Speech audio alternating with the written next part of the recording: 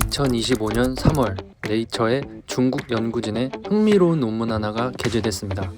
돼지 간을 인간에게 성공적으로 이식한 첫 번째 사례가 나온 겁니다. 인간 몸에 이식된 돼지 간, 과연 어떻게 가능한 걸까요? 안녕하세요. 응답하라 응생물학 진행자 김흥빈입니다. 연세대학교 시스템생물학과에서 밀생물을 연구하고 또 가르치고 있습니다. 최근에 2025년 3월자로 네이처에 사람 몸에 돼지 간을 이식했다라는 어떤 중국 쪽 연구가 나왔는데 이게 어떤 연구인지 간단하게 한번 설명 부탁드립니다.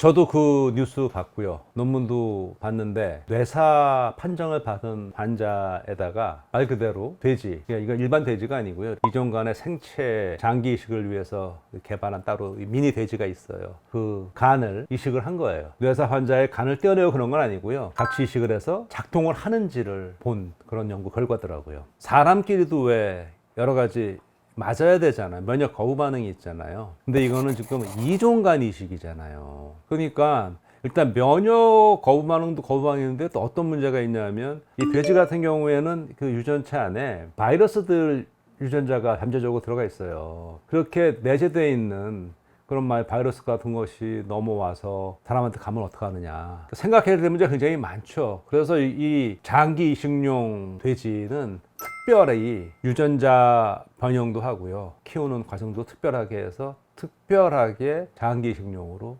키우죠. 왜 하필 돼지를 쓰는 것인지, 돼지가 뭐 특별한 어떤 실험에 쓰는 이유가 있는 것인지. 우선 이 장기의 크기나 이런 게 인체와 가장 비슷한 게 일단 돼지라고 하고요. 그리고 돼지는 우리가 많이 키우잖아요. 그리고 어쩔 수 없이 도축도 하잖아요. 그러니까 만약에 이게 사람하고 더 이제 유전적으로 비슷한 유인원류다. 이렇게 되면 또 어떤 문제도 있을 수 있냐면 유전적으로 비슷할지 모르지만 윤리적인 문제가 더 커지겠죠. 근데 이 돼지 같은 경우는 어쨌든 우리가 도축을 지나가고 있는 그런 과정에 있으면서 가장 장기가 인간하고도 좀 비슷하고 그리고 유전자 연구도 많이 되어 있고 그런 측면에서 돼지를 선택했다고 생각합니다. 그럼 왜 간일까요? 간 이식 수요가 높다고는 들었는데 뭐 간이 선택된 이유가 있을까요?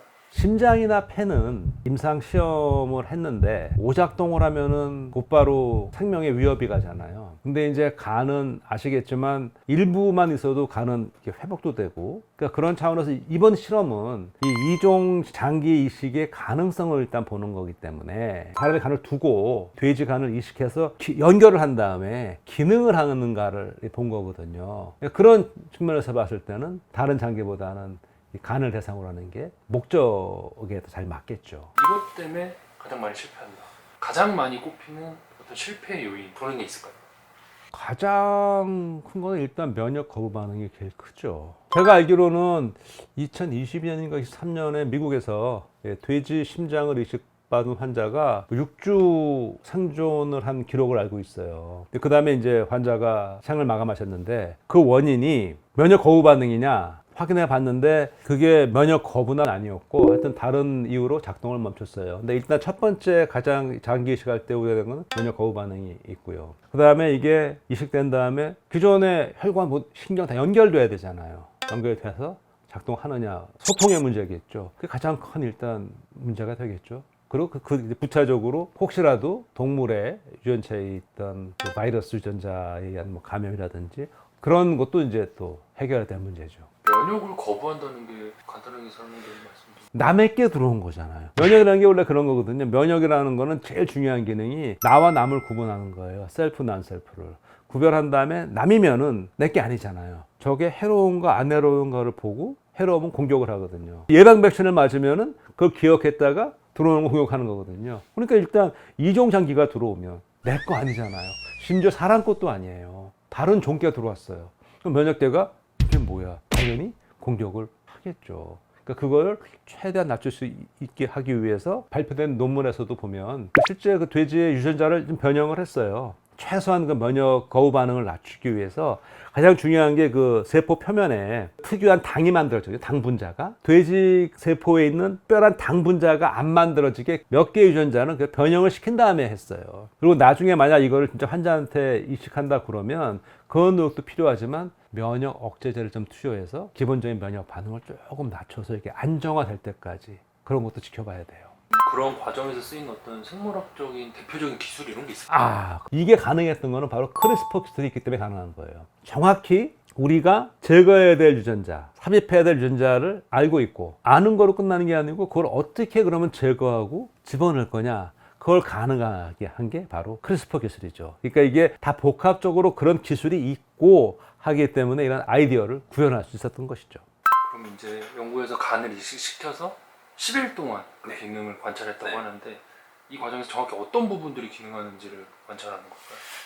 제가 그 논문을 보니까 일단 면역 반응 유무를 봐야 되고요. 면역 거부 반응은 혈액 내에서 어떤 그 지표 물질들이 있어요. 그걸 보면서 면역 거부 반응이 없음을 확인했고, 두 번째는 제대로 기능하는지를 봐야 되잖아요. 그러면 이식한 돼지간이 제대로 작동하는가를 확실하게 볼 수 있는 한 가지는 바로 뭐냐? 쓸개즙. 쓸개즙은 쓸개에서 만들어지는 게 아니거든요. 쓸개즙은 간에서 만들어져서 쓸개에 보관됐다가 분비가 되는 거예요. 그러니까 여기서 과연 만들어진 쓸개즙이 나오느냐, 그리고 사람의 혈액에 돼지간에서 유래한 알부민 같은 단백질이 있느냐, 그걸 보게 되면 제대로 작동도 하고 혈관이 연결됐다는 거잖아요. 그거 확인하고, 면역 거부 반응이 없음을 확인했고, 제대로 작동하는 것을 확인했고, 그렇게 10일 동안 유지가 됐고, 논문에 의하면은 10일 후에 그 관찰을 중단하게 된 것은 유가족의 요청으로 중단한 것으로 되어 있습니다.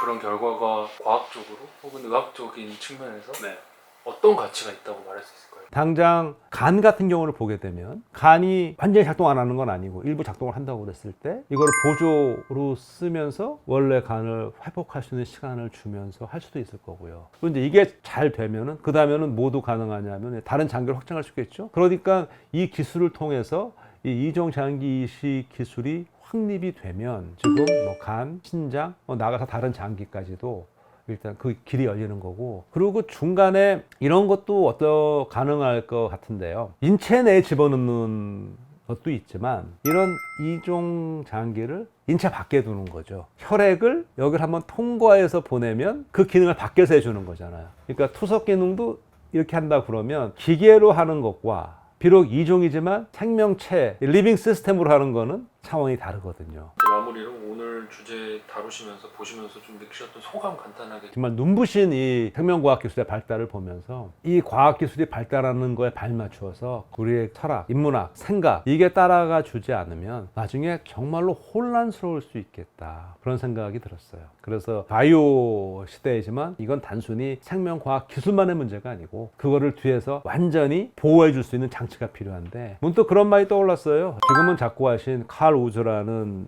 유명한 미생물학자가 계신데 그런 말을 했거든요. 과학은 두 가지의 바퀴로 발달한다. 하나는 기술이라는 바퀴. 이 바퀴가 없으면 앞으로 갈 수가 없다. 그러니까 과학이 발달할 수 없다는 것이죠. 또 하나 바퀴는 뭐냐? 가이딩 비전, 미래를 보는 비전이 필요하다. 이 바퀴가 없으면 어디로 가는지를 모른다. 이 가이딩 비전, 이 바퀴가 있어야 갈 수가 있다. 그러니까 두 바퀴가 다 중요하다. 이 가이딩 비전은 과학자만이 하는 게 아니에요. 이 영상을 보고 계시는 모든 우리 시청자, 이 교수님들, 그러기 위해서 이 안될 과학에서도 그렇고 이렇게 이 최신 과학 기술을 소개하고 공유하는 게, 이해하시고 의견을 내시라, 그렇게 생각합니다. 이게 제대로 돌아갈 때 우리가 인류가 행복한 그런 길로 가지 않을까, 그렇게 생각을 해요. 지금까지 김용빈이었습니다. 안될 과학도 재밌고 좋지만은요, 그에 못지않게 응생물학도 나쁘지 않습니다. 많은 방문 부탁드리겠습니다. 고맙습니다.